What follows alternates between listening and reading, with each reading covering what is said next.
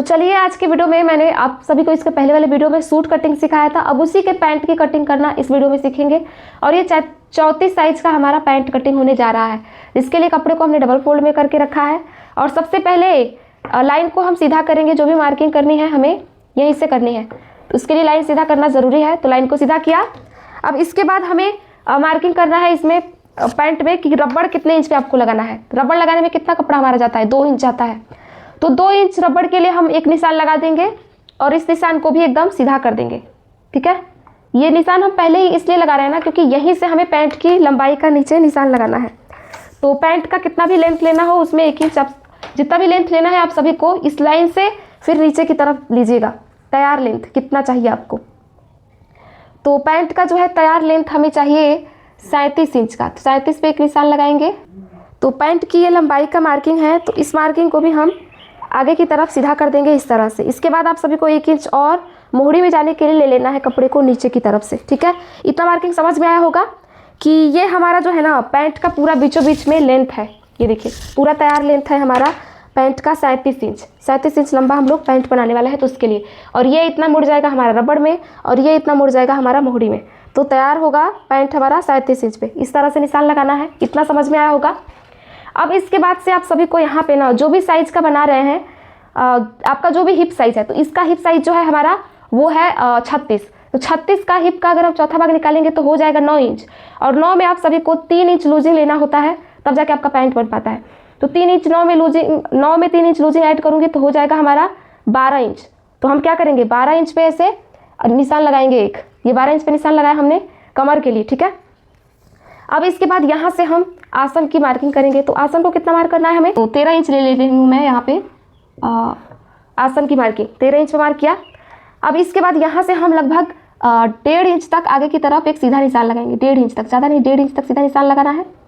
ये किस लिए मार्क कर रही हूँ, तो ये आसन की गोलाई देने के लिए। तो आसन की गोलाई का मार्क हो गया ये हमारा। ठीक है, ये आसन की गोलाई हो गई। अब इसके बाद यहाँ पे आप सभी को ना ये जो आपका आसन का जो भी एरिया है, यहाँ पे इंच टेप को रख के और इंच टेप को यहाँ पे मोड़ लेना है, जिससे कि इसका सेंटर पॉइंट निकल जाए। और जब इसका सेंटर पॉइंट निकल जाए तो आप क्या करेंगे ना कि इस निशान को आपको एकदम सीधा कर देना है नीचे की तरफ। ये देखिए इस आसन वाले मार्किंग से नीचे की तरफ लाइन को एकदम सीधा मिला देना है इस तरह से बीचों बीच में। मैंने मिला दिया लाइन को। अब इसके बाद नेक्स्ट क्या करना है हमको, तो यहाँ पे ना सबसे पहले हमें मोहड़ी की मार्किंग करनी होती है। तो जितना भी आपका मोहड़ी तैयार है उसका आधा कीजिएगा। तो जो मोहड़ी तैयार चाहिए वो हमें 7 इंच का चाहिए, तो उसमें 1 इंच एक्स्ट्रा ऐड करके हम और 8 इंच ले लेंगे, क्योंकि दोनों तरफ से सिलाई में भी जाएगा तो उसके लिए। तो अब इस लाइन से हम लोग दोनों तरफ 4-4 इंच पे एक निशान लगाएंगे। यहाँ पे 4 इंच पे एक निशान इस लाइन से, और यहाँ पे इस लाइन से भी 4 इंच पे एक निशान लगा देंगे। ठीक है, ये निशान लगा देने के बाद इस मोहड़ी वाले निशान को इस आसन वाले लाइन में मिलाने के लिए हम इस लेग कर्व का इस्तेमाल करेंगे। इस तरह से देखिए, जिधर गोलाई वाला हिस्सा है ना उसको रखेंगे हम यहाँ पे और नीचे की तरफ। ठीक है, और इसके बाद हम लाइनों को मिला लेंगे। तो इससे होगा ये ना कि हमारा एकदम बढ़िया तरीके से लेग कर्व से मार्किंग होगा, शेप बढ़िया बनेगा पैंट का। अगर नहीं है तब भी आप लोग मार्क कर सकते हैं इंच टेप को तिरछा रख के। ठीक है, इन केस।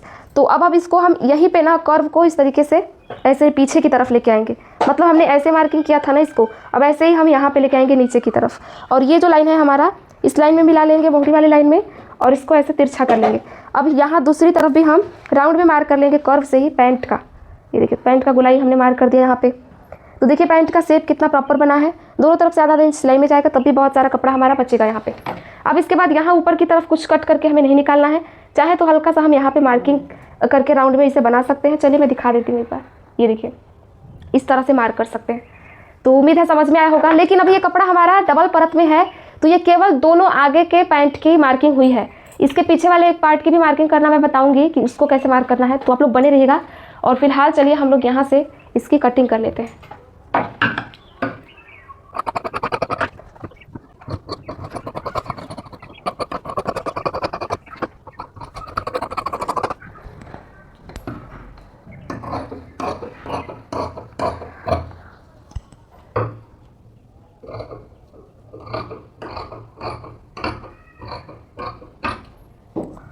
तो देखिए अभी हमने कटिंग कर लिया है। इस कपड़े को साइड में करेंगे और इस तरह से हमारा दोनों पल्ला दोनों तरफ के लिए इस तरह से आगे का केवल पल्ला कटिंग हुआ है। ये देखिए मैं दूसरी तरफ इसको पलट दूंगी, तो ये दोनों आगे के लिए हो गया हमारा। ठीक है, और इन दोनों जो आसन है ना, दोनों आसन की सिलाई यहाँ से पकड़ के इस तरह से ऐसे कर देनी है, ठीक है। यहाँ नीचे तक नहीं सिलना है। तो ये आगे वाले के लिए हो गया। अब पीछे वाले के लिए चलिए कटिंग करना बताती हूँ आपको। अब बचे हुए कपड़े को मैंने फिर से डबल फोल्ड में करके रखा है। अब इसके ऊपर रख दूंगी जो आगे वाला पार्ट मैंने कटिंग किया था ना, इसी को जस्ट इसके ऊपर रख देना है सेम टू सेम, और उसके बाद कॉपी पेस्ट कर लेना है। अब इसके बाद हमें थोड़ा सा बढ़ाना होता है। कहाँ से बढ़ाना होता है? तो ये साइड से बढ़ाना होता है। हल्का सा यहाँ से डाउन भी करते हैं।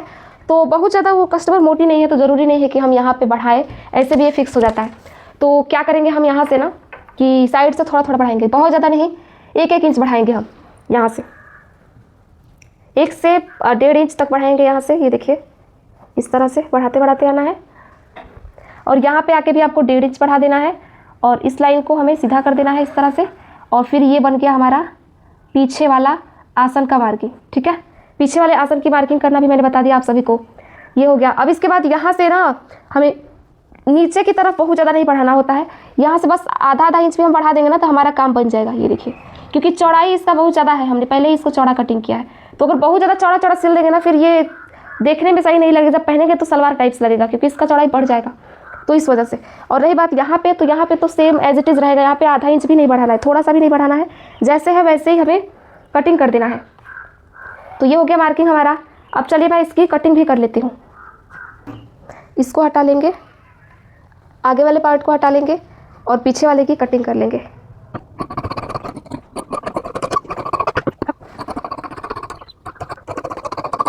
देखिए पीछे वाला पार्ट भी हमारा कटिंग हो चुका है। यहाँ पे जो थोड़ा सा एक्स्ट्रा था हमारा, इसको कट करके निकाल देंगे फिनिशिंग के लिए। तो ये देखिए इसको भी मैंने कटिंग कर दिया इतना। ये हो गया हमारा, ये पीछे वाला है। तो पैंट की कटिंग हमारी पूरी तरीके से हो चुकी है। अगर स्टिचिंग सीखना है तो कमेंट में बताइएगा आप लोग।